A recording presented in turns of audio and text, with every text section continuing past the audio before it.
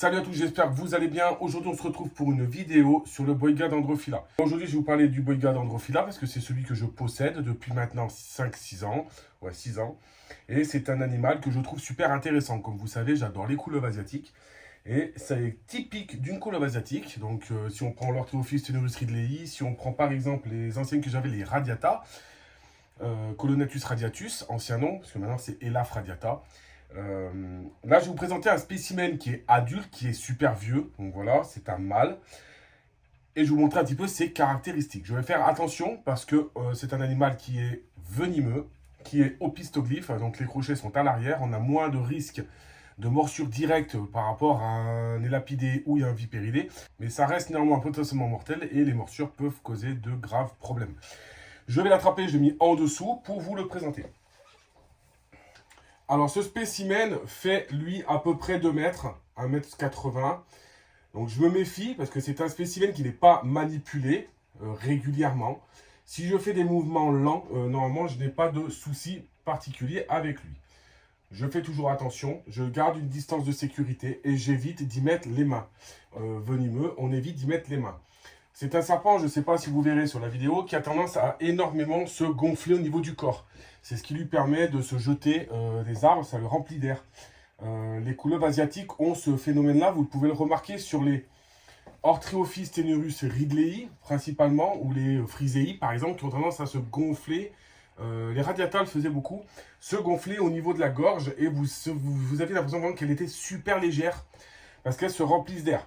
C'est des animaux qui sont super intéressants. Si on y va calmement, il n'y a pas de risque de morsure. Je n'ai jamais eu de morsure par ce serpent. Et généralement, je n'ai pas de problème de manipulation. Je garde quand même de la sécurité parce que c'est un serpent venimeux. C'est un serpent qui a un venin neurotoxique quand même, qui n'est pas à négliger. Donc, on fait attention. Si je vais doucement, je peux me permettre de le toucher plus facilement qu'un crottat, ce qui n'est pas possible, par exemple. Mais vous avez un serpent qui est quand même relativement calme. Pour celui-ci, il est super vieux. C'est un animal qui a, je ne pourrais pas vous dire de nom, d'âge, parce que moi j'ai récupéré, on voit bien le gonflement au niveau du corps. Le corps est devenu énorme, il s'est rempli d'air. Il est prêt à bondir. J'espère que vous aurez un joli plan, parce que moi je suis caméraman, monteur, tourneur et acteur. Donc je fais totalement l'entièreté de mes vidéos. Mais voilà, c'est un animal, si on en prend soin et qu'on fait attention dans ses mouvements, oui, hop là, vous avez vu, il y a un petit peu de... Donc c'est un animal qui a quand même une grosse détente. Vous voyez, là, je bouge un peu plus devant lui, je parle. Regardez le comportement.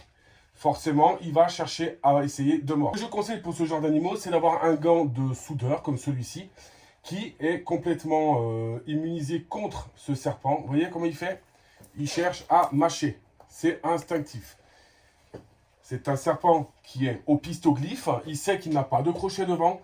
Il a cherché à mâcher et on a du venin sur le gant. Donc, quand on me dit que ce n'est pas dangereux, voilà, ça reste dangereux. C'est des animaux venimeux qui sont soumis à certificat de capacité. Donc, on ne fait pas n'importe quoi et on ne montre pas n'importe quoi. Vous voyez, si je le maintiens, il ne cherche pas forcément à me mordre. Mais j'ai un gant par sécurité. Alors, quand je sors mon terrarium, évidemment, je ne vais pas vous cacher. Viens là, il part dessous. Je ne vais pas vous cacher, je ne prends pas de gants. Je prends mes crochets, je le sors, il n'y a aucun problème. Et regardez, il ne cherche pas à venir me mordre. Par contre, je reste quand même sur mes gardes et je fais attention. Je suis en sécurité parce que j'ai un gant. Donc, je ne crains strictement rien avec cette main. Et ça me permet de pouvoir le manipuler, de l'observer en sécurité sans me faire mordre. Sinon, c'est un comportement très défensif qu'il va adopter. Et si on l'embête, automatiquement, il va chercher à se défendre. Je peux vous le montrer en faisant volontairement bouger ma main. Je vais créer un taux de stress. Regardez son comportement. Et au bout d'un moment, il va essayer de taper. Bam. Là, je lui crée du stress. Le but n'est pas de créer du stress. C'est un animal qui ne sort jamais. Je ne les manipule pas. Il n'y a aucun intérêt à les habituer à la manipulation, puisque c'est des serpents qu'on ne manipule pas. C'est un animal qu'on trouve en Asie, principalement le long des fleuves, dans les forêts très humides. C'est toujours en hauteur, hein, bien entendu, c'est arboricole. Donc c'est un animal qui est assez intéressant, je trouve, dans son comportement.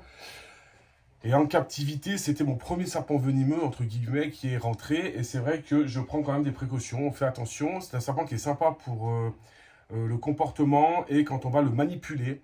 En formation, je le trouve assez intéressant. Après, à voir dans un terrarium, c'est au même titre qu'une colombe asiatique, je trouve ça super. Plus le terrarium est grand, mieux c'est. Moi, j'ai pour projet donc justement de lui faire un beaucoup plus grand terrarium. Voilà, c'est prévu de toute façon. Et pareil pour les Trimeresurus que vous aurez prochainement. J'espère que cette vidéo vous aura plu. Je n'ai pas fait un gros speech, je n'ai pas fait une vidéo trop longue. J'ai donné les éléments principaux.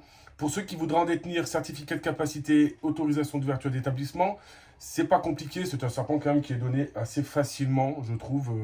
Voilà, ça reste une couleuvre au pistoglyphe, donc il n'y a pas de problème particulier, je trouve, à sa détention, hormis un minimum de savoir-faire, parce qu'il faut avoir un peu de dextérité, ça peut être assez rapide, avoir l'habitude au crochet et surtout, tout simplement, mettre une paire de gants quand on n'a pas l'habitude. Voilà, j'espère que cette vidéo t'aura plu, je te laisse un petit commentaire, un petit abonnement et je te dis à la prochaine. Ciao, ciao.